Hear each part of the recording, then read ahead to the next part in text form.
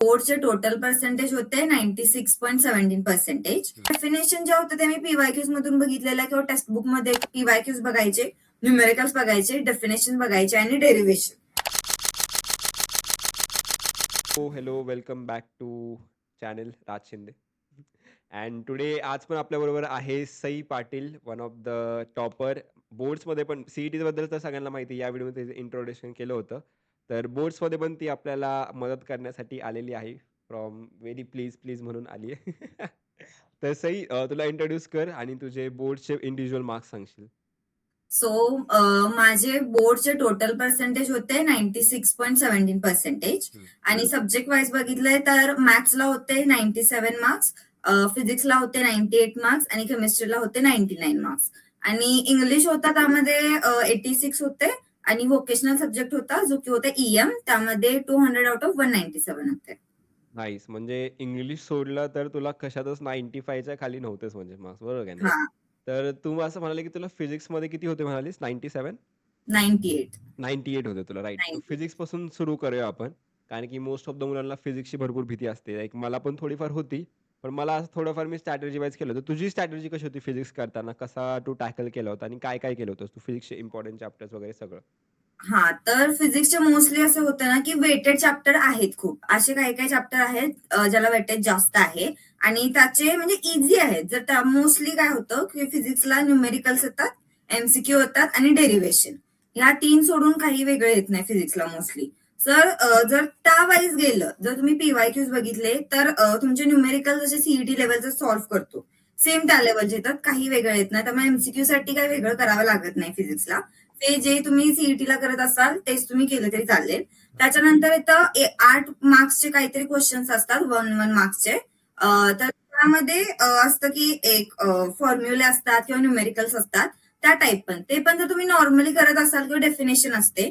So फिजिक्सला mostly तुम्हाला करायचं आहे डेफिनेशन, ज्या इझी आहेत आणि ज्या मोस्टली पीवायक्यूज मध्ये आलेल्या आहेत त्या डेफिनेशन मोस्टली खूप असे रिलेव्हंट असतात की ह्याच दरवेळी पडत असतात डेफिनेशन. त्यामुळे डेफिनेशन करायचे. दुसरी असतं की डेरिव्हेशन.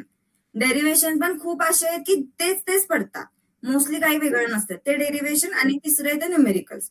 न्यूमेरिकल फॉर्म्युला माहिती असेल तर तुम्ही सॉल्व्ह करू शकता, तिथे प्रॉब्लेम नाहीये. तर फिजिक्सला पार्ट येतो थेअरीचा जो की डेरिव्हेशन आणि डेफिनेशन असतात.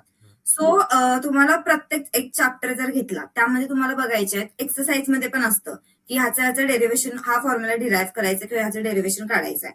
सो मोस्टली ते गो थ्रू करायचं पर चॅप्टर आणि त्या चॅप्टरमध्ये जर छोट्या छोट्या डेफिनेशन असतील त्या पण नोट डाऊन करून ठेवायचे. आणि तो चॅप्टर ज्यावेळी आपण रिवाइज करत असेल त्यावेळी डेफिनेशन आणि डेरिव्हेशन मोस्टली ह्याच्यावरती फोकस करायचा आणि फॉर्म्युला सेपरेट काढा. त्या फॉर्म्युलावरून तुम्ही न्यूमेरिकल सॉल्व्ह करू शकता आणि एमसीक्यू पण सॉल्व्ह होतील. आता पॉइंट आला की डेरिव्हेशन खूप काही खूप मोठे असतात, 2 पेजेस जातात, 3 पेजेस जातात. तर मोस्टली डेरिव्हेशन मध्ये काही डेरिव्हेशन मध्ये डायग्रॅम्स येतात. जसं आता करंट इलेक्ट्रिसिटी, त्यामध्ये पण एक डायग्रॅम असते. तर तुम्ही डायग्रॅम पहिल्यांदा मोस्टली अशा जे डेरिव्हेशन असतात ज्यामध्ये डायग्रॅम्स आहेत तर ते डायग्रॅम परफेक्ट करायची. डायग्रॅमवर एक्सप्लेन करत करत करत तुम्ही डेरिव्हेशन करू शकता. काही डेरिव्हेशन मध्ये नसतं पण स्टेप वाईज असतं डेरिव्हेशन पण. म्हणजे पहिला तुम्हाला डिस्प्लेसमेंट काढायची आहे, ती डिस्प्लेसमेंटची व्हॅल्यू युज करून किंवा तो फॉर्म्युला युज करून मग तुम्हाला फोर्स किंवा वर्क काढायचा आहे किंवा एनर्जी काढायचा आहे. सो त्यामध्ये की तुम्ही स्टेप वाईज तुम्ही साईडला लिहून ठेवा डेरिव्हेशनच्या, की स्टेप नंबर 1 मध्ये येईल तुम्हाला हे फाइंड आउट करायचं आहे, स्टेप 2 मध्ये आहे की ते युज करून तुम्हाला दुसरं फाइंड आउट करायचं आहे. सो डेरिव्हेशन मध्ये हे असं आहे की जर तुम्ही क्विक जर फास्ट मध्ये करायचं असेल तुम्हाला तर त्या स्टेप्स जर एकदा बघितल्या की पहिला हे फाइंड आउट करायचंय, त्याच्यानंतर हे असं स्टेप्स जर केला तर तुमचे डेरिव्हेशन पण कव्हर होतात फिजिक्स मग मध्ये. सई, जेव्हा तू फिजिक्स करत होती तर डेरिव्हेशन मोस्ट ऑफ द मुलांना खूप अवघड जातं.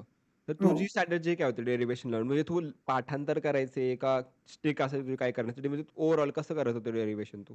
तर हेच होतं की पहिला मेन क्वेश्चन की तुम्हाला क्वेश्चन समजला पाहिजे, तुम्हाला एंड प्रोडक्ट काय हवाय किंवा तुम्हाला काय हवाय लास्टला. हं.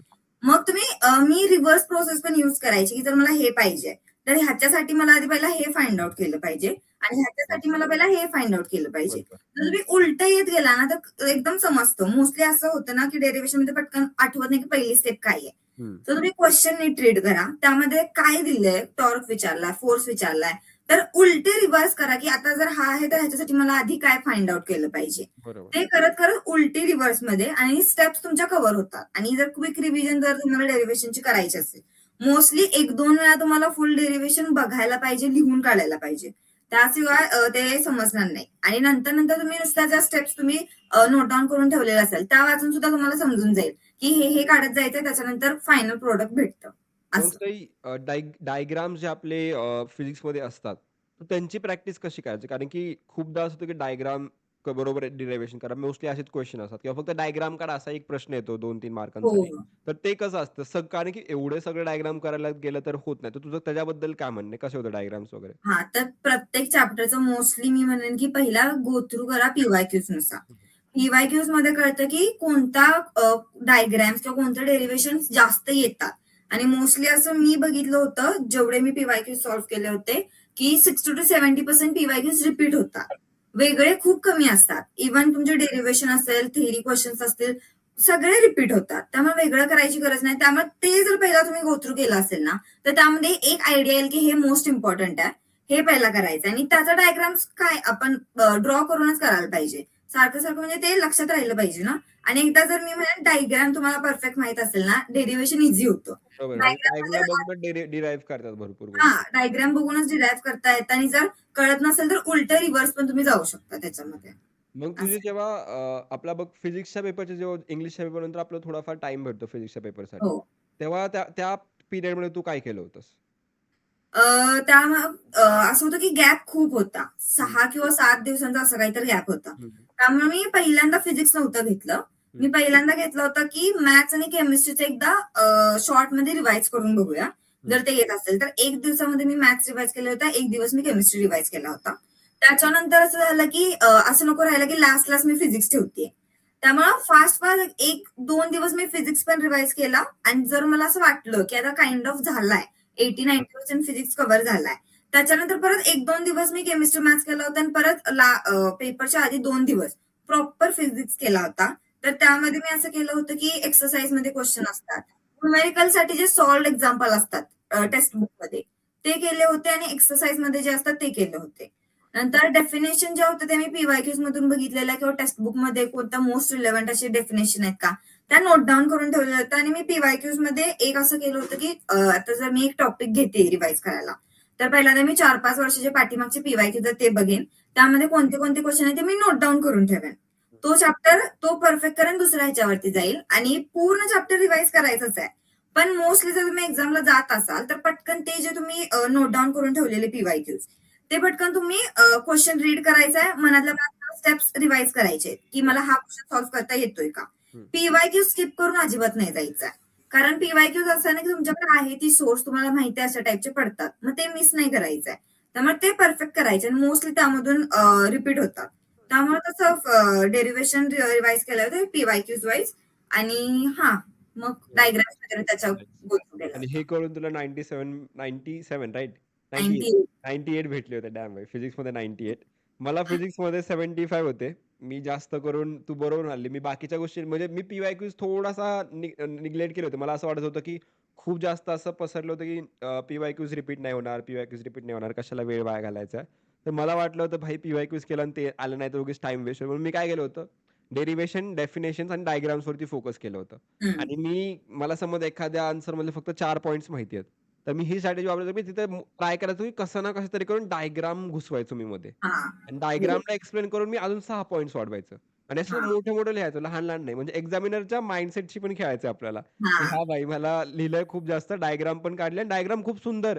पूर्ण एक पान घ्या वाटलं, अर्धं पान घ्या वाटलं तर डायग्राम काढायला. बऱ्यापैकी हां. दिसलं पाहिजे. हो. बरोबर असं पण होतं. माइंडसेटशी पण डायग्राम खेळायचं असतं. प्रॉपर आला पाहिजे आणि त्यामध्ये लेबलिंग पण करायला पाहिजे लेबलिंग येस. व्यवस्थित. पॉइंट्स नाही. आता तुमच्याकडे डायग्राम हां, करून जावं म्हणजे सोप्पं-सोप्पं एकदम खूप करून दिलं म्हणजे जर की तुम्हाला प्रॉपर करंट इलेक्ट्रिसिटीवरती सर्किट काढायचं असेल, तर पॉइंट ए टू पॉइंट बी आणि मध्ये रेझिस्टर दाखवा. त्याला हं. R1 असं पण तुम्ही डिनोट करू शकता. हां, काही मिस नाही करायचं. डायग्राम पण भरलेली दिसली पाहिजे. अशी बरोबर. रिकामी-रिकामी अजिबात नाही दिसली असं पाहिजे. फक्त स्केलेटन काढलंय तसं नाही. नाव पण हां. टाकायचं. हां. मोस्टली जर 5 मार्काचं डेरिव्हेशन असेल आणि प्रॉपर डायग्राम तुमची लेबल करून दिली असेल, तर 2 तरी मार्क्स मला वाटतं इझिली भेटतात डायग्रामवरती. मग मी असं कन्क्लूड करेन, की जर तुमचं एकदमच 0 आहे फिजिक्स ना, तर पहिल्यांदा तुम्ही डेफिनेशन, डेरिव्हेशन्स आणि न्यूमेरिकल्स टार्गेट करा हो, आणि डायग्राम्स टार्गेट करा. ह्या हो. 4 गोष्टींमुळे तुमचं ऑलमोस्ट होईल. थिअरी वाटल्यास नंतर बघा, पण ह्या 4 गोष्टी टार्गेट करा. आता फिजिक्सचा पार्ट झाला. आपण केमिस्ट्रीकडे येऊ. केमिस्ट्री तुला किती पर्सेंट होते आणि कसे तू केलं होतं मला सांग केमिस्ट्रीमध्ये? केमिस्ट्रीमध्ये होते 99, म्हणजे एम तर ऑब्व्हियसली 100चा होता. पण तरी पण त्यामध्ये रिव्हर्स ऑस्मोसिसची मला अजून आठवते. त्याची डेफिनेशन होती का हां. त्याचं एक्झाम्पल असं काहीतरी विचारलं होतं. हं. आणि आय डोंट नो मी केलं होतं, पण लास्ट मोमेंटला मी तेच म्हणजे तो असा क्वेश्चन होता की मोस्टली पीवायक्यूज मध्ये नव्हता आला. हां, हां. आणि मी फोकस रिलेव्हंट डेफिनेशन करून गेलेले आणि मला कन्सेप्ट माहिती होती, पण प्रॉपर डेफिनेशन नव्हती माहिती त्याची. प्रेशर, निगेटिव्ह हा प्रेशर जास्त हा पडून ते पाठीमागे हा जातं. आर त्यामुळे मी डेफिनेशन लिहून आलेली, पण ती प्रॉपर नव्हती. सो मला असं वाटत होतं की मे बी तिथे देतील पण नाही देतील, पण माहिती नाही की नक्की तिथे गेलाय मार्क अजून कुठे गेलाय हे नाही माहिती. पण माझा असा अंदाज होता की तिथे जाईल गेलं तर. बरोबर. कारण बाकीचे ऑलचे पण जे क्वेश्चन्स असतात ना, मी सगळे अटेम्प्ट करून यायचे, एकही सुटायचं नाही माझा. बरोबर. सो केमिस्ट्री असं आहे ना की तुम्ही बोर्ड करत असाल, तुमचं परफेक्ट सीईटी होतं. हं. तर लाईन टू लाईन केले ना, हं. एवढं प्रॉपर होईल की मी म्हणेन केमिस्ट्रीला 50/50 पण भेटू शकतात तुम्हाला. इझी आहे, एवढं डिफिकल्ट काही नाहीये त्यामध्ये. So 70 on 70 boards. हा 70 ऑन 70 बोर्डचं सीईटीकडे चालली आहे. 50 ऑन 50 हा नाही. हा ओके ओके ओके. हां. तर असं होतं की केमिस्ट्रीचं सेम डेफिनेशन्स येतात, हं. न्यूमेरिकल्स पण असतात फिजिकलचे स्टार्टिंगचे, आणि थेरी जे असतात आणि आपल्या ऑर्गॅनिकचे रिॲक्शन. हं. रिॲक्शन वाईज मला असं वाटायचं की जे आता जे क्वेश्चन्स असतात की एनी 5 किंवा एनी 8 असतात, त्यामध्ये मोस्टली टार्गेट करा रिॲक्शन वाले क्वेश्चन, ऑर्गॅनिक वाले. कारण तिथं 3 रिॲक्शन येतात, 3 मार्क तिथे सहज भेटून जातात ना. तिथे तुम्हाला थेरी लिहायची ना, एक्स्ट्रा काय लिहायचंय. 3 लाईन मध्ये 3 रिॲक्शन लिहिल्या, 3 मार्क्स तिथे भेटतात. पण बरोबर. मोस्टली जर थेरॉटिकल मोठा डेरिव्हेशन वाला असेल किंवा थेरी लिहिणारा जर क्वेश्चन असेल, तर तिथं तुम्ही गॅरंटी नाही देऊ शकत की तुम्हाला फुल मार्क्स भेटतील. हं. त्यामुळे तुम्हाला एम असा करायचा की जिथे न्यूमेरिकल्स आहेत किंवा जिथे रिॲक्शन्स आहेत. मोस्टली रिॲक्शन वाले पटकन सॉल्व्ह करायचे ठीक आहे. आणि न्यूमेरिकल्स वाले. तर हे वाले पहिला करायचे आणि त्याच्यानंतर जर अजून क्वेश्चन राहत असतील तर मग तुम्हाला थेरीचे करायचे. कारण केमिस्ट्री असं आहे ना की प्रॉपर समजत नाही की नक्की थेरी केवढी लिहिली की तुम्हाला किती मार्क्स भेटतील. त्यामुळे ती तिथेच नाही घ्यायची आहे. त्यामुळे 3 मार्क्सला 3 रिॲक्शन केल्या, 3 लाईन मध्ये तिथं ते भेटतात. न्यूमेरिकल्स मध्ये एकदम प्लेन असतात, काही डिफिकल्ट नसतं ते न्यूमेरिकल. आरामात फॉर्म्युला लावला की डायरेक्ट हो, आन्सर येतं. एकदम प्लेन, डिफिकल्ट काहीच नाही. प्लेन एकच फॉर्म्युला लावायचा, तुम्हाला आन्सर भेटतात. पण त्यासाठी माहिती पाहिजे की कशा टाईपची येतात. सो त्यासाठी पीवायक्यू बघितले पाहिजे. टेक्स्ट बुक मधले सॉल्व जे असतात, सॉल्व एक्झाम्पल येस. तेच येतात मोस्टली. व्हॅल्यूज एक वेळ चेंज येतील, हं. मोस्टली तेच येतात, सेम टू सेम. मला आठवते व्हॅल्यूज पण काही काही वेळी सेमच येतात. पण ते करून जायचे प्रत्येक टॉपिकचे, फिजिकल मध्ये तरी. आणि डेफिनेशन्स पण येतात काही काही. ठीक आहे. हा आणि line to line text book read करून जायचंय फक्त. आणि सेम पीवायक्यूज पहिला बघा काय काय आहेत, नोट डाऊन करा की कोणते कोणते क्वेश्चन्स आलेत आणि ते प्रॉपरली करायचे. तुम्ही एकदा केमिस्ट्रीला बोर्डचा चांगला अभ्यास केला ना, तुमचं इन शॉर्ट ते ह्याच्यासाठी पण अभ्यास होऊन जातो. परफेक्ट होतं. कम्प्युटर हे आपल्या एम-एस-सी सीटीसाठी पण तुमचा अभ्यास चांगला होऊन जातो त्यासाठी. तर मग केमिस्ट्रीमध्ये मग आपल्या नंतर मग फिजिक्स नंतर आपला कुठला केमिस्ट्रीचा पेपर असतो आय गेस, बरोबर की नाही? मग हा त्यामध्ये खूप कमी टाईम भेटतो. डायरेक्ट 1 दिवस सुट्टी असते का 2 दिवस सुट्टी असते आणि लगेच 2 केमिस्ट्री. दिवस बरोबर की नाही? 2 2 दिवस दिवस केली. सुट्टी असते ना? हा हां, मग तेव्हा तू कसं केलं होतंस मग केमिस्ट्री? आता मी हेच केलं होतं ना की फिजिक्सला खूप दिवस सुट्टी येत होती. हां, मग तेव्हा तू करायची. त्यामध्ये मी मॅथ्स स्टार्टिंगला, असं पण नाही की नंतर नंतर केलं होतं. स्टार्टिंगला मॅथ्स आणि केमिस्ट्री वरती वरती असं 80% कव्हर करून घेतलेला, मॅथ्स आणि केमिस्ट्री. आणि नंतर फिजिक्स करायला घेतलेला.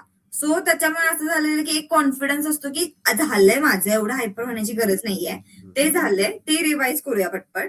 सो ज्या दिवशी फिजिक्सचा पेपर होतो, संध्याकाळपर्यंत तुम्ही स्टार्ट केलं तर चालेल. जे रिवाइज केले आधी ते रिवाइज करायला घ्या. पण माझी अशी स्ट्रॅटेजी असायची, मी इझी वाले जे टॉपिक असायचे ते पहिला करायचे.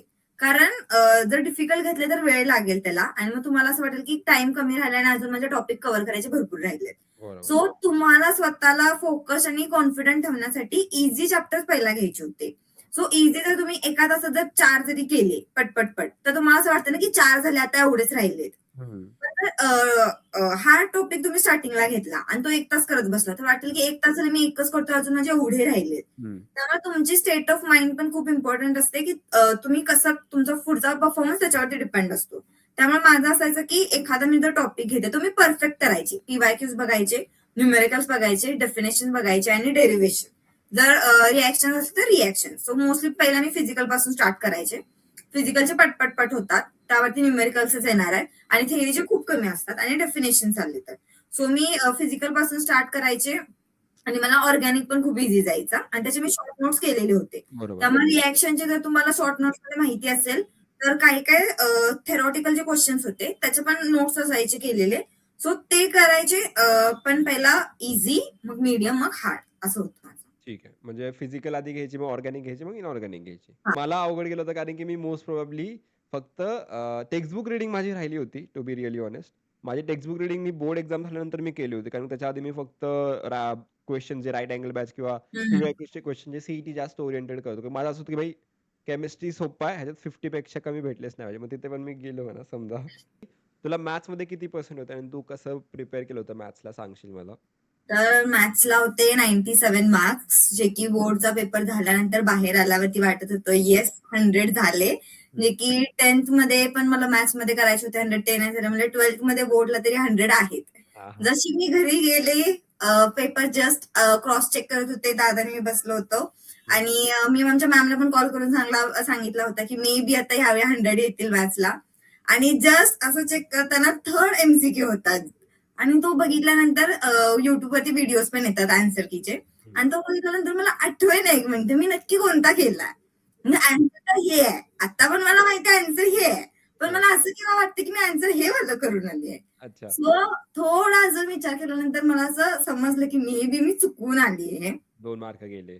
2 मार्क गेले आणि मोस्टली फिजिक्स, केमिस्ट्रीला 1-1 मार्कला जर असतो, मॅथ्सला 2 मार्कला असतो बोर्डचे हं, पण. हं. बरोबर. हो, तिथं झालं की 2 मार्क तिथेच गेले. सो 98 म्हणजे ठीक आहे. आता 98 आहेत तसं धरूया.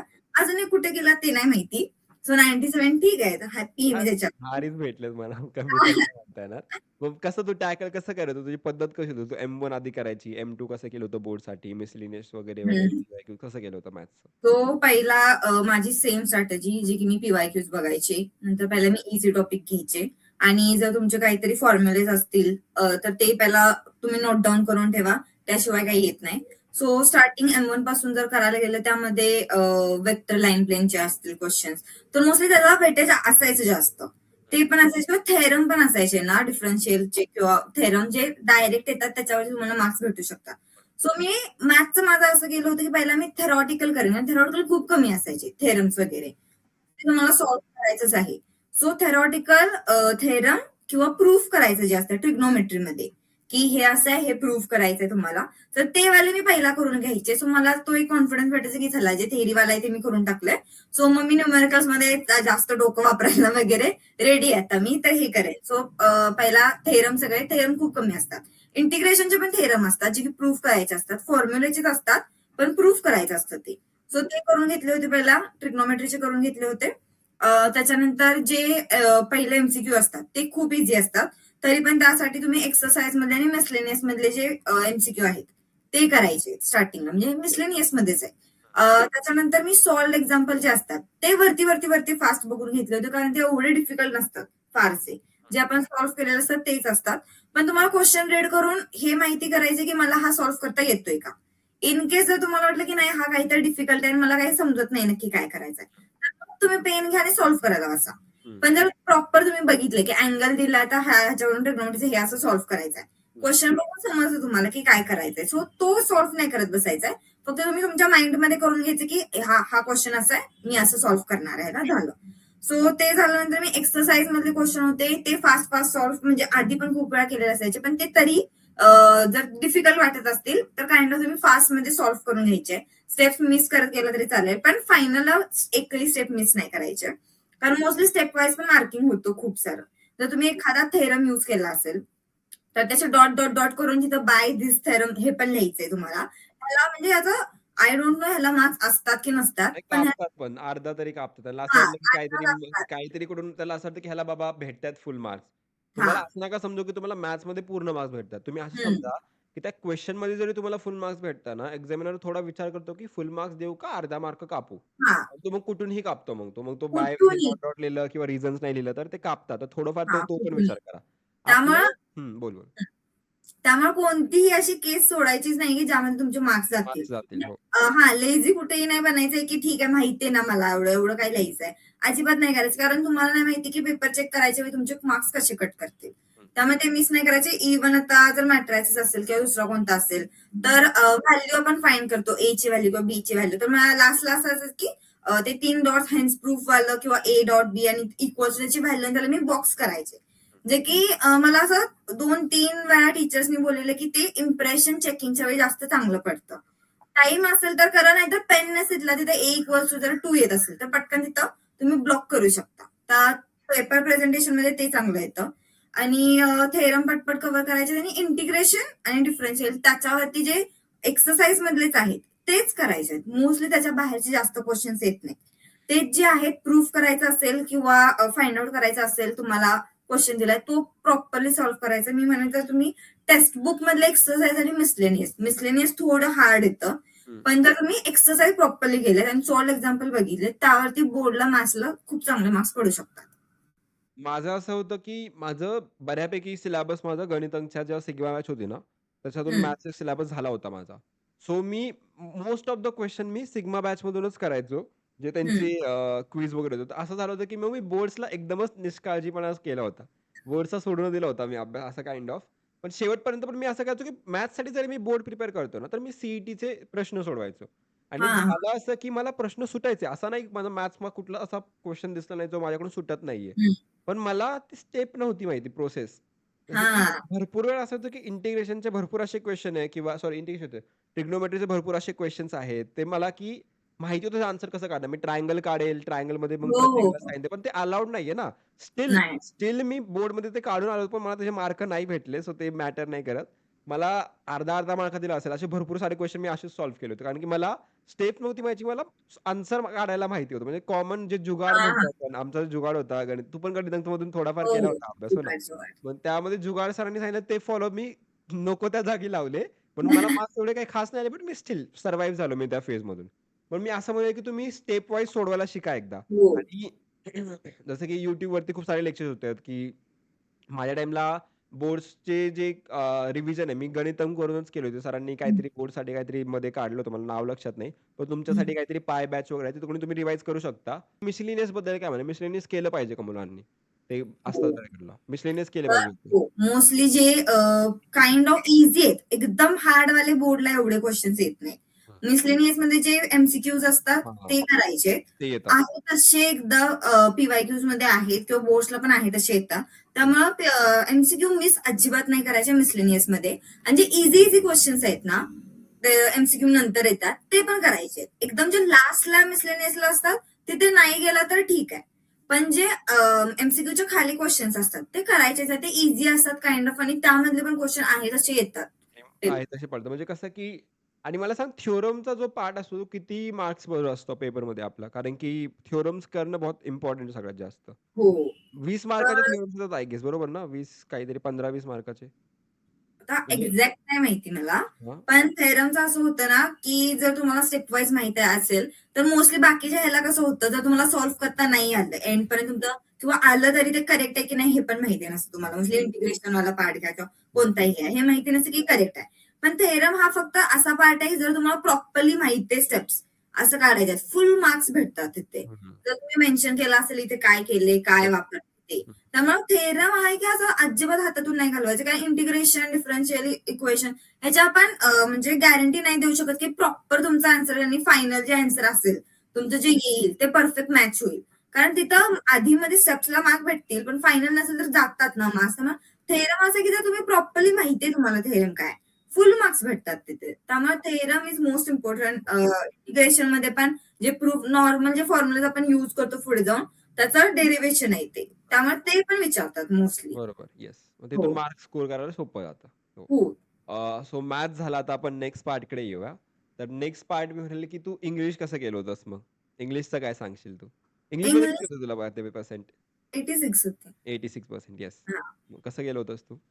तर इंग्लिशचं खास एवढं काही वर्षभर केलं नव्हतं. ऑब्व्हियसली 1 महिना आधी, 1 महिना आधी पण असं नाही. कॉलेजमध्ये 1-2 प्रिलिम असायची तर आदल्या दिवशी वाचून जायचे मी आणि जेवढं येईल तेवढं लिहून यायचे. मोस्टली काय आहे, तुम्हाला कॉमन सेन्स वरती करायचंय किंवा तुमचं 10th पर्यंत जे ग्रामर असतं त्यावरती असतं. व्यवस्थित. हो. डिफिकल्ट पार्ट फक्त इंग्लिशला वेगळा जो 10th पासून वेगळा आहे तो आहे नॉव्हेलवाला पार्ट. हं, ज्यामध्ये तुम्हाला पॅराग्राफ नसतो. डायरेक्ट क्वेश्चन असतात आणि तुम्हाला आन्सर्स लिहायचे. हं. सो जर तुम्हाला नॉव्हेल किंवा तो जो काय पार्ट आहे, ती स्टोरी काय जर माहिती नसेल, तर तुम्ही क्वेश्चन अटेम्प्ट नाही करू शकत. हं. सो मी त्यासाठी फक्त असं केलं होतं, की YouTubeवरती जे व्हिडिओज असतात, त्या सेम नॉव्हेलचे ते एक्सप्लेन केलेले असते. सो व्हिज्युअल करून असं भरपूर छान एक्सप्लेन केलेलं असते. तुम्ही 2x वरती पेपरच्या 1 तास आधी बघायचे कॉलेजमध्ये एक्झाम असेल तेव्हा किंवा बोर्ड असेल तर त्याच्या पण आधी मी रिवाइज करून घेतलेली एकदा. सो ते 2x वरती जर तुम्हाला प्रॉपर स्टोरी लाईन सगळी माहिती असेल, जशी आपल्याला मूव्हीची स्टोरी माहिती असते. हां, एक्झॅक्टली कॅरेक्टर वगैरे कळले. येस. कॅरेक्टर माहिती पाहिजे, त्यांनी काय केलं होतं, त्यामध्ये प्रॉपरली जर केलं ना, तर मी म्हणेन की तुम्हाला टेक्स्ट बुक मध्ये नॉव्हल रीड करायची काही गरज नाहीये. डायरेक्ट काही क्वेश्चन येतील तुम्ही मनाने वाढवून पण लिहू शकता. तिथे जास्त डोकं नाही वापरायचे, जे वाटेल ते वाढवत जायचंय फक्त. बरोबर. आणि जे 10चं ग्रामर होतं तुमचं किंवा रायटिंग पार्ट होता, लेटर असेल किंवा दुसरं काही वेगवेगळं असेल, तर ते एकदा रिवाइज करून घ्यायचंय. कारण ते काय येईल ते माहिती नाही. प्रॉपर म्हणजे 10चा जो हे असायचा फॉर्मॅट, त्या टाइप मध्ये जर तुम्हाला माहिती असेल कसं येते तेवढंच. तर नॉव्हलचा पार्ट वेगळा होता, तुम्ही 2x वरती बघून घ्यायचे आणि स्टोरी माहित असली की मग मी काही लिहू शकायचे आन्सर मध्ये. जे आपले पोएम ॲप्रिसिएशन असतात.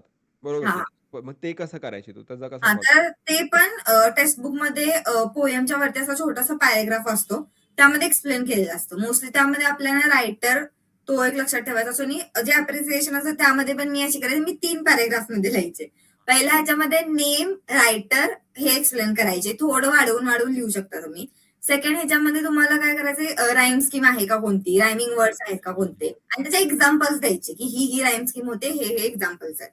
त्याने अजून पॅरेग्राफ भरतो. आणि त्याच्यानंतर अजून खाली जसं तुमचं रिपिटेशन, अलिटरेशन असे जे हे असतात आणि हे यूज केले पोयम मध्ये, आणि हे ह्याचे एक्झाम्पल, हे जे सेंटेन्स आहे हे त्याचं एक्झाम्पल आणि ह्यामध्ये हे असं यूज केलंय हे यायचं. आणि लास्ट पार्ट मध्ये काय पोयम मध्ये समजलं, वाचून वाचून पण कळते पोयम ती. बरोबर.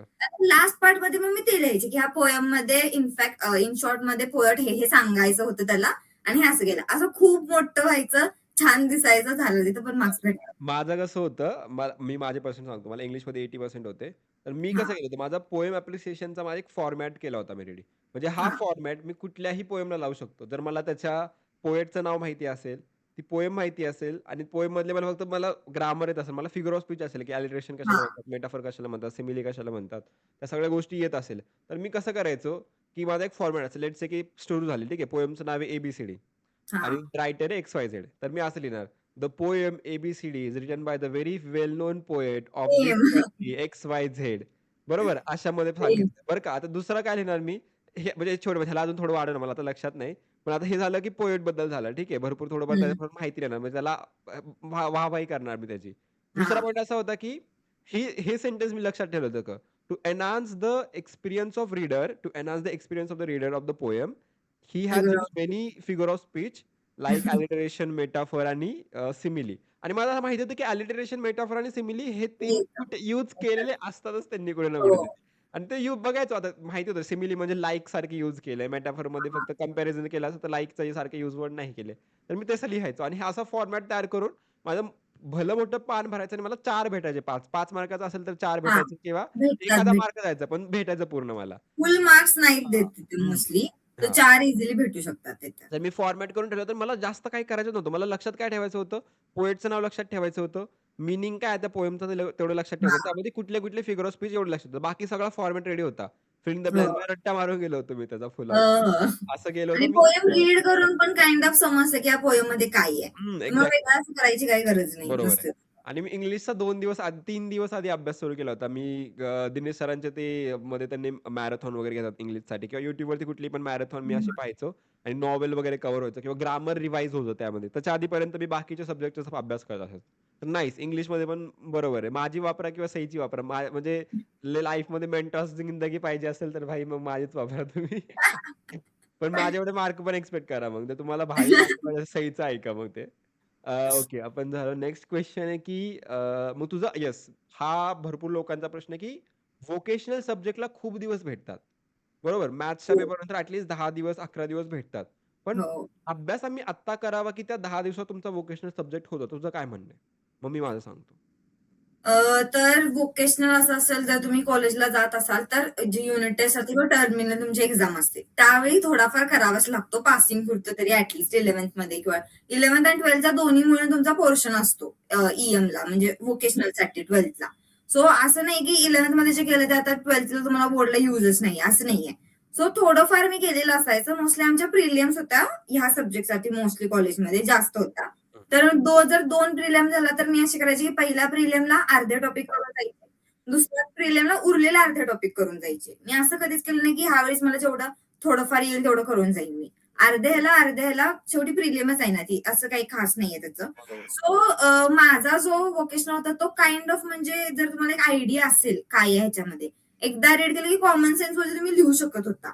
त्यासाठी तर मी तो घेतला होता की जास्त त्याला काही करायची गरज लागत नव्हती आणि कॉलेजकडून भरपूर मार्क्स भेटत होते आणि आपल्याला थोडंफार डोकं लावायचं आहे, डायग्राम्स लक्षात ठेवायचे आणि त्याचं ते डायग्राम बघूनच एक्सप्लेनेशन करायचं आहे. सो बरोबर. मी माझा बऱ्यापैकी झालेला व्होकेशनलचा, त्यामुळे मी व्होकेशनल केला नव्हता कारण मॅथचा झाला लगेच सेकंड आमचा क्लासचा क्रॅश कोर्स सुरू झालेला.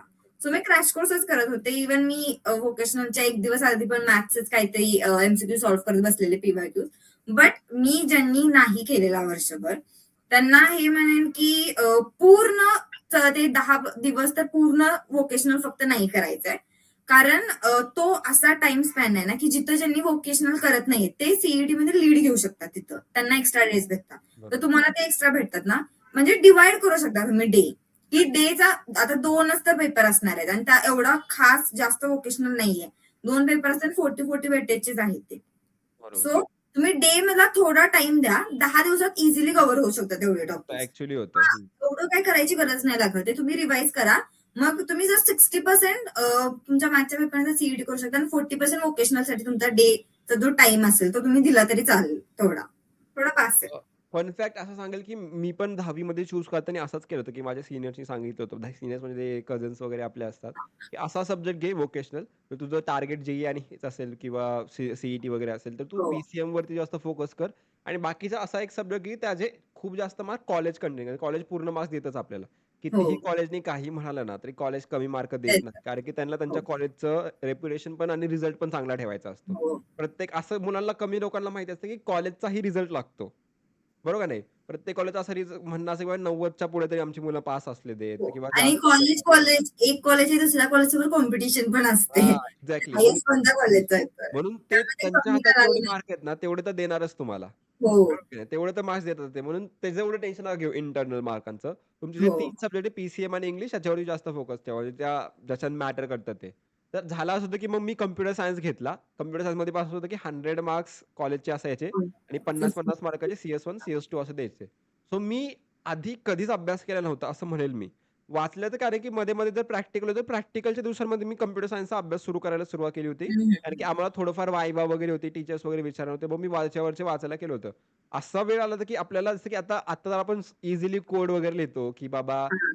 ग्रेटेस्ट इंटिजर किंवा काय असे बेसिक कोड असतात. तेव्हा ते मी रटलो होतो, की बाबा हं. असं सी इन म्हणजे इनपुट घ्यायचं, इन म्हणजे इनपुट, सी हां, आउट हां. म्हणजे आउटपुट. थोडंफार ते कॉम्प्युटर आम्हाला C++ होता. तर असं केलं होतं आम्ही. तर मॅमला सांगता वगैरे आलं. तर माझा मोस्ट प्रोबॅबली अभ्यास मला 180 मार्क्स होते आउट ऑफ 200, म्हणजे हं, हं. 90% भेटले होते मला. आणि मला आठवतं की मी 10 दिवसामध्ये अभ्यास केला होता. बेसिकली 10 पण नाही, 6 दिवस केले होते. 3 दिवस CS1, 3 दिवस CS2 आणि मी खूप हां, हां. रटलं होतं ॲक्चुअली. कारण की CS2 आमचं खूप थिओरिटिकल पार्ट असतं. मायक्रो प्रोसेसर 8085, पिन डायग्राम, पिनचे फंक्शन्स वगैरे हां. सगळं. तर ते सगळं आम्ही त्या पिरियडमध्ये केलं होतं, रटून घेतलं होतं मी तरी. आणि मला स्टिल ठीक-ठाक भेटले होते. कॉलेजनी पण मला 95 दिले होते आणि मला पण इकडे मी चांगला स्कोर केला. 90 हां. म्हणजे 80 वगैरे स्कोर केला, 40-40 म्हणू शकतो दोन्ही ह्याच्यात. बरोबर आहे. हां, ठीक आहे. असा अभ्यास झाला होता माझा कॉम्प्युटर सायन्सचा व्होकेशनलचा. ठीक आहे. हां. म्हणजे तुमच्यात जर करू शकता आता तुम्ही कॅपॅबिलिटी बघा तुमची, की जर तुम्ही करू वाटतं तुम्ही करू शकता, की 10 दिवसात होईल तर करा. मग आता हं. त्याचं टेन्शन नका घेऊ. पण तुम्हाला वाटतं, की नाही झालं तर काय? तर राहू द्या मग आत्तापासून आठवड्यातले 2 दिवस, 3 दिवस तरी हो, करत हो. जावा सीएसचा. बरोबर की नाही? एवढी पण आत्तापासून रिस्क प्लॅन करा. नका घेऊ, की लास्ट ठेवायचा आहे. बरोबर. म्हणजे आपला रेग्युलर पीसीएम मधून जर बोरिंग थोडं वाटलं, तर एखाद्या वेळेस तुम्ही रीड करू शकता असं. हं. आठवड्यातून 1-2 दिवस केलं तर उलट ठीक होईल. त्यावेळी तुम्हाला पूर्ण वेळ तिकडे दिलाच पाहिजे असं काही नाही होणार मग. येस. सो झालं आपण आता सगळेच टॉपिक कव्हर झाले इंग्लिश बायफोकल. आता आपण स्टुडंट्सच्या क्वेशनकडे येऊ. लाइक मी ग्रुपवरती मेसेज टाकला होता. खूप मुलांनी मला हे केलं होतं. सर एक क्वेशन आहे. खूप सारे क्वेशन आहेत. आपण 3-4 क्वेशन घेऊ. हं. What was that one thing that made her fetch such a good grades? Like I haven't seen anyone with 95+% in 12th grade. And how did she manage to revision and writing practice in last 20 days? लास्टच्या 20 दिवसात writing practice आणि revision कशी केली होतीस? आणि true मी पण 95% like माझा जेवढा हुशार मुलगा तो भलेही IIT मद्रासमध्ये जरी असला, पण हं. त्यालाही 95 प्लस बोर्ड्समध्ये नव्हते. तर मला तू पहिली भेटली की तुला 96.17% आहे. येस. तर तू कसं केलं होतंस मग? रायटिंग प्रॅक्टिस कशी होती आणि लास्ट 20 डेजमध्ये रिव्हिजन वगैरे कशी केली होतीस तू? सो रायटिंग प्रॅक्टिससाठी असं होतं की फिजिक्स जर आता तुम्ही स्पेसिफिकली घेतला, केमिस्ट्री आहे जर तुम्हाला फास्ट सगळं येत असेल तर इझिली कव्हर होतं, मॅथ्स पण कव्हर होतो. कव्हर होत नाही तो आहे फिजिक्स, कारण त्याचे डेरिव्हेशन असतात, न्यूमेरिकल्स असतात. सो त्यासाठी तुम्हाला आधी ऍटलिस्ट 1-2 पीवायक्यू स्वतः बसून सॉल्व्ह करायला पाहिजे, फास्ट रायटिंग करायला पाहिजे. सो मी असं केलं होतं ना की जो पेपर आहे तर तुम्ही डिवाइड करायचे की पहिल्या 15 मिनिटांमध्ये किंवा पहिल्या 10 मिनिटांमध्ये मी एमसीक्यू करते. परत जे फक्त 8 क्वेश्चन्स असतात जे ऑर नसतात 1 मार्क्सचे असतात, तर त्याला मी 10 मिनिटं देते आणि नंतर असे मी डिवाइड केलं होतं की ह्याला एवढा टाइम देते, ह्याला एवढा टाइम देते. त्या टाइम मध्ये कव्हर करायचंच आहे. जर एखादा क्वेश्चन राहत असेल, तर एनी 5 असतं तुमचे 4 झालं. तिथं थांबा, पेज सोडा, दुसऱ्या क्वेश्चन वरती जा, जिथे तुम्हाला एनी 2 करायचे असतील. कारण तुम्ही इथेच करत बसला तर कसं ते वाढत जातं ना. पहिला फक्त 2 मार्क्सचे असतात, पुढचे जे असतात ते 3 मार्क्सचे असतात, परत 5 मार्क्सचे होतात. त्यामुळे टाइम डिवाइड करायचा आहे क्वेश्चन पेपरचा जो पॅटर्न आहे त्यानुसार, आणि त्यामध्ये कव्हर करायला ट्राय करायचं. कारण जर तुम्ही डायरेक्ट आधी 2 तरी पीवायक्यूज मी म्हणेन टाइम लावून दिलाच पाहिजे. जर तुम्ही डायरेक्ट बोर्डच्या पेपरला गेला, कव्हर नाही होणार पेपर तिथे. आणि जर तुम्ही रॅन्डमली कसंही सॉल्व्ह करताय की सगळे येतात, जर तिथं तुम्हाला एनी 5 दिलं, 5 सॉल्व्ह करा, पेज सोडा. जर पुढचे येत असेल, तुम्ही 5 करायचे आणि तुम्हाला 8 येतात म्हणून तुम्ही 8 करत बसाल, ही म्हणजे एवढी स्टुपिडिटी नाही करायची तिथे. जेवढे चांगले तेवढेच कव्हर करायचे आणि पुढचे कव्हर करायचे. जर तुमचा कव्हर झाला तर मागे, तर येस, माझं एक्झॅक्टली. पण असं झालं की मला घेता येते. म्हणलं पुढं सगळा करून आल्यानंतर येऊया, पण मागे यायला वेळ नाही भेटला. असं होतं. त्यामुळे पुढचं कव्हर करायचंय आणि वेळ भेटला तर मागे यायचंय. बरोबर. असं. सो पी-वाय-क्यू बद्दल बोलतो. कोणी हा पण प्रश्न विचारला, की पी-वाय-क्यूज रिपीट होतात का? आणि पी-वाय-क्यूजनी जर फक्त अभ्यास केला तर किती पर्सेंट भेटू शकतात आम्हाला? पीवायक्यूज रिपीट होतात फॉर शुअर. म्हणजे मी जेवढे पेपर्स बघितले होते, जेवढे झाले होते, आमचे प्रॅक्टिस करून घेतले होते आमच्याकडून, ते पीवायक्यूज टाईपचेच होते आणि जेवढे दरवेळी जे पडायचे. सो मोस्टली मी म्हणेन माझा पेपर तर तो 60% कव्हर झाला होता पीवायक्यूज मधून. पी-वाय-क्यूजनेच. हां, बरोबर. पण ते असं पण आहे ना, की पीवायक्यूज तुम्ही सगळे परफेक्टलीच नाही करू शकत. एखाद दुसरा तुमचा मिस होऊ शकतो, की हा क्वेश्चन राहिला. पण त्याच मानाचा जर एखादा क्वेश्चन तो पीवायक्यूज मध्ये नाही आलेला, तो तुम्ही स्किप केला, की हा पीवायक्यूज मध्ये नाहीये, मग हा कशाला करा. जर इझी असेल तर करा ना. जर तो आला तर तो तुम्हाला मार्क मिळवून देऊ शकतो पेपरमध्ये. बरोबर. सो मेन फोकस असेल इझी सगळे करायचे, पीवायक्यूज सगळे करायचे. हार्ड मध्ये फक्त तुम्हाला ऑप्शन ठेवायचे, की ठीक आहे, हा जर पीवायक्यूज मध्ये नाहीये, तर मी फक्त रीड करून घेईन. पण असं नाही की कम्प्लिटली ब्लँक राहायचंय. ऍटलीस्ट कन्सेप्ट माहिती पाहिजे किंवा त्या क्वेश्चन मध्ये विचारलं काय आणि करायचं काय आहे हे माहिती पाहिजे. ह्याच्यावरती तुम्ही लिहू शकता. नेक्स्ट क्वेश्चन आहे, की how did you manage to revise complete portion और what were the preparing just 1 day before the exam? Like तू रिवाइज कसं करायची? एक दिवस आधीच रिव्हिजन सगळ्या पोर्शनचं रिव्हिजन व्हायचं, की 2 दिवसामध्ये असं कसं करायचं? म्हणजे रिव्हिजन कशी केली होती? Both for CET also and for boards also. Revision strategy काय होती तुझी इन जनरल? तर बोर्डसाठी म्हणेन मी 2 दिवस आधी रिव्हिजन प्रॉपरली झालेलं असेल तरी 2 दिवस आधी सेम जे मी मगाशी सांगितलं, पहिला इझी चॅप्टर्स घ्या तुम्ही करायला. त्याच्यामुळे तुमचा कॉन्फिडन्स बिल्ड होतं की एवढा अजून माझ्याकडे वेळ आहे, माझे एवढे चॅप्टर्स कव्हर झाले. सो तुम्ही पहिला हे करा की इझी चॅप्टर्स घ्या, परत मीडियम आणि परत हाय घ्या. आणि त्याच्यानंतर म्हणजे 2 दिवस असतील. आता फिजिक्सला भरपूर वेळ असतो, पण आपण केमिस्ट्री मॅथ्स असं इक्वली धरून जाऊया की 2 दिवस आहेत. तर एक जो तुमचा पहिला पेपर झालाय, त्याच्यानंतर आल्याला तुम्ही पूर्ण तो वेस्ट नाही करायचे, की आज मी पेपर देऊन आलोय, तुम्ही आज काहीच करत नाही, असं नाही करायचंय. संध्याकाळी किंवा 5-6 पर्यंत तुम्ही बसू शकता. इझी वाले रिवाइज करायला घ्या. त्याच्यानंतर डिफिकल्ट वरती जा आणि न्यूमेरिकल्स. माझं असायचं असं की मी इझी करेन, मग डिफिकल्ट किंवा नुसते थेरम करेन, डेरिव्हेशन करेन आणि नंतर फक्त न्यूमेरिकल्स करेन. मी एकदमच सगळं घेत नव्हते. मी जर बसले तर न्यूमेरिकल सगळ्या चॅप्टरचे मी एकदमच करेन. जर मी बसले तर डेरिव्हेशन थेरम सगळ्या चॅप्टरचे एकदमच करेल. पण हे कधी ज्यावेळी तो प्रॉपरली झाले, फक्त 1 दिवस आधी हे करायचं तुम्हाला. दॅट्स इट फॉर ह्या क्वेश्चनसाठी. आता मला एक सांग, की आता 20च दिवस आहेत. आज 14 तारीख आहे. लेट्स से की काही मुलं 15-16ला पाहतील किंवा 20 म्हणजे शेवटच्या 20 दिवसांमध्ये मुलांनी काय केलं पाहिजे तुझ्या अकॉर्डिंग? एक स्ट्रॅटेजी किंवा टिप काय देशील तू मुलांसाठी? टिप देईन की पहिली गोष्ट एक करा. जर तुम्हाला काही माहित नाही की कसे क्वेश्चन्स येत आहेत, पीवायक्यूज घ्या, बघा कोणते क्वेश्चन येत आहेत, ते क्वेश्चन रिवाइज करा थेरम करा, डेरिव्हेशन करा, न्यूमेरिकल्स करा. प्रॉपरली ते तुमचं जर होत असेल तर नंतर तुम्ही असं करा, तुम्ही जेवढा तुमचा टॉपिक तुम्हाला समजतो तो रिवाइज करा. आणि टेक्स्ट बुक असं आहे ना बोर्ड्सचं, की त्यावरती क्वेश्चन्स येतात ऑलमोस्ट. त्यामधले एक्सरसाइज मध्ये जे क्वेश्चन्स असतात ते गो थ्रू करा. एमसीक्यू असतात ते गो थ्रू करा. जर तुम्हाला वाटतं की जर हा नाही येते तर तुम्ही त्याचं सोल्युशन बघू शकता. पण मोस्टली हेच आहे ना की जे आहे ते बघा. जे तुम्हाला म्हणजे जास्त एक्स्ट्रा वाटते त्याच्या मागे नका पडू. एक्सरसाइज मध्ये आहे ते बघा, पीवायक्यूज आहेत तुमच्याकडे ते बघा. त्याच्यामुळे तुमचा कॉन्फिडन्स तरी ऍटलीस्ट बिल्ड होईल की मला क्रायटेरिया माहिती, मला फॉर्मॅट माहिती की पेपर कसा येणार आहे. बरोबर. रॅन्डमली कसंही नाही करायचं की मी हा उचलतोय थेरम आणि मी हा करतोय. पॉइंट तुम्हाला वाईज बायक्यूज वरती फोकस करा. वाईज पीवायक्यूज बघतच करायला पाहिजे कसंही. बरोबर. माझी टिप अशी राहील की बरोबर एक पहिला पॉइंट पीवायक्यूज सगळ्यात वरती पीवायक्यूज बघून हो. जावा. ऍटलीस्ट 3 वर्षाचे पीवायक्यूज तरी बघा आणि त्याला तुम्ही समजून आन्सर करायचं बघा. दुसरी गोष्ट आता जेवढं केलं आहे rather than going for new terms, लास्टच्या जर 10 दिवसाची गोष्ट असेल तर पुढच्या गोष्टींवर जाण्यापेक्षा जे आधी केलेल्या गोष्टी आहेत ते रिवाइज करा.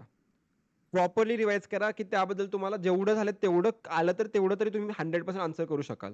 कारण की पेपरमध्ये प्रत्येक चॅप्टर वरती क्वेश्चन येणार आहे तुम्हाला. म्हणून तुम्ही असं नका म्हणू की पुढचे करण्याच्या मागचं, म्हणजे आपण एक मराठीत म्हणा ना, पुढचं पाठ मागचं सपाट. तसं करू हा. नका. मागचं जेवढं आहे ते रिवाइज करा आणि पुढचं हळू त्याबरोबर करत जावा. तर हे हो. माझी एक टिप राहील. बरोबर. रायटिंगला तर तुम्ही आणि मोस्ट प्रॉब्ली तुम्ही जेव्हा पाठांतर करता किंवा कुठल्याही तुमचं मराठी असेल, हिंदी असेल, खूप गोष्टींना पाठांतर वगैरे लागत असेल किंवा ज्याही गोष्टीला पाठांतर लागतं, जसं की म्हणजे कुठल्याही गोष्टीला इन जनरल, तर ते हा. लिहून पाठ करायला जास्त ट्राय करा. म्हणजे तुमची रायटिंग प्रॅक्टिस पण तेवढी जास्त हो. होते. येस. तर thank you Sai for coming again. बोर्डसाठी मी म्हणाले ह्याच्यापेक्षा बेटर कॅन्डिडेट कोणी भेटणारच नाही मला. माझ्याकडून ऐकून बोर झाले असतील आता सईकडून ऐका. So thank you so much guys. तुम्हाला काही सईला प्रश्न विचारायचा असेल तर खाली कॉमेंट करा. ती करेल नक्की आन्सर. टॅग करा सई आणि प्रश्न विचारा तुमचा. सई नक्की ते आन्सर करेल. मी तिला सांगेल करायला. So that's it for today's video. Thank you for watching. Next व्हिडिओमध्ये भेटूया. Bye bye. अच्छा, एक लाईक आणि सबस्क्राईब करा बस तेवढंच. चलो बाय बाय गाईज.